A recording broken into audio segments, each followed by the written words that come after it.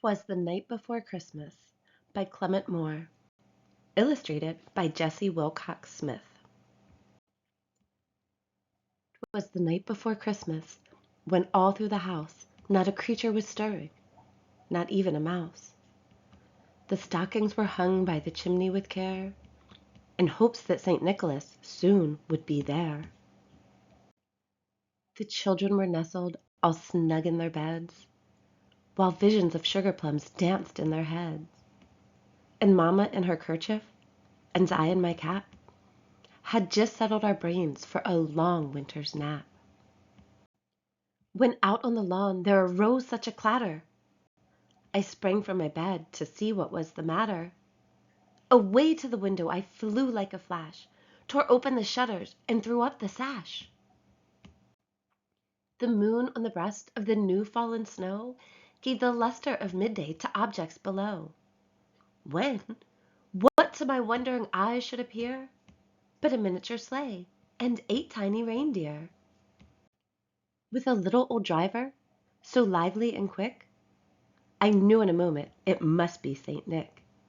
More rapid than eagles his coursers they came, and he whistled and shouted and called them by name.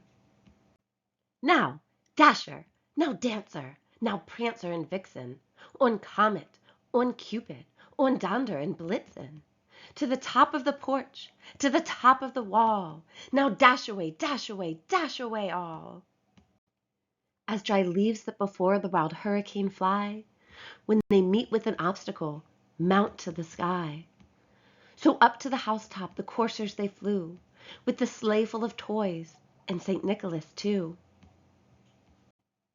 And then, in a twinkling, I heard on the roof the prancing and pawing of each little hoof. As I drew in my head and was turning around, down the chimney St. Nicholas came with a bound. He was dressed all in fur, from his head to his foot, and his clothes were all tarnished with ashes and soot. A bundle of toys he had flung on his back, and he looked like a peddler just opening his pack. His eyes, how they twinkled, his dimples, how merry! His cheeks were like roses, his nose like a cherry. His droll little mouth was drawn up like a bow, and the beard of his chin was as white as the snow. The stump of a pipe he held tight in his teeth, and the smoke, it encircled his head like a wreath. He had a broad face and a little round belly that shook when he laughed, like a bowl full of jelly. He was chubby and plump, a right jolly old elf, and I laughed when I saw him, in spite of myself. A wink of his eye and a twist of his head soon gave me to know I had nothing to dread. He spoke not a word, but went straight to his work, and filled all the stockings, then turned with a jerk, and laying his finger aside of his nose, and giving a nod, up the chimney he rose. He sprang to his sleigh, to his team gave a whistle, and away they all flew like the down of a thistle.